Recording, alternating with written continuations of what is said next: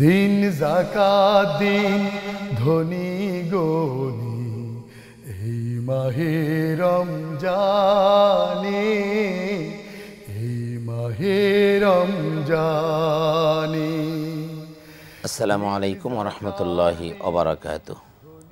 বিসমিল্লাহি ওয়ালহামদুলিল্লাহি ওয়াসসালাতু ওয়াসসালামু আলা রাসূলিল্লাহ ওয়া আলা আলিহি ওয়া আসহাবিহি ওয়া মাওয়ালা ওয়া বা'দ।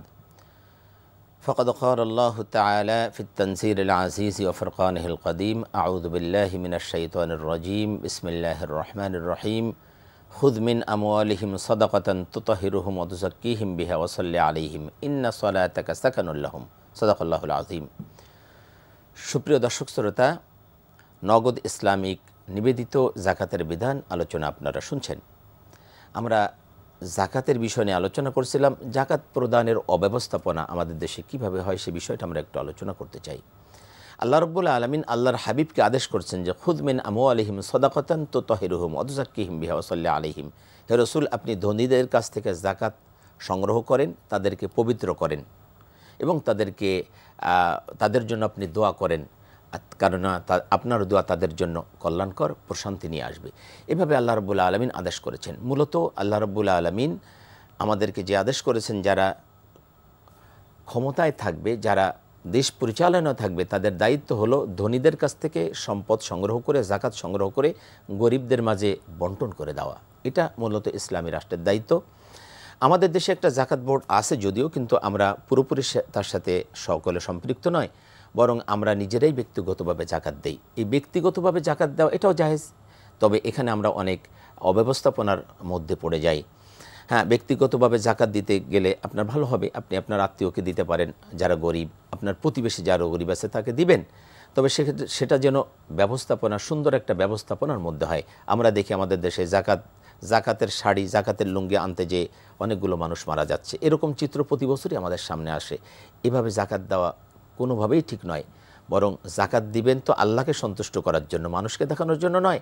এত বড় শোডাউন করে জাকাত দেওয়া এটা ঠিক হবে না। বরং আপনি শাড়ি দেন, লুঙ্গি দেন, অথবা নগদ অর্থ দেন, যাই দেন না কেন সেটা সুশৃঙ্খলভাবে আপনাকে দেওয়া উচিত। ভালো হতো যদি আল্লাহ রাব্বুল আলামিন যে বিধান দিয়েছিলেন সেটা যে সরকার কর্তৃক এটা আদায় করে এবং মানুষের মাঝে আবার সুষম বন্টন করে দিবে। দর্শক, নগদ ইসলামিক এমএফএস অ্যাকাউন্ট সম্পূর্ণ সুদবিহীন। তাই এই এমএফএস অ্যাকাউন্ট দিয়ে send money, add money, mobile recharge, donation সহ প্রতিদিনের সব ধরনের লেনদেন করতে পারবেন শরিয়াসম্মতভাবে।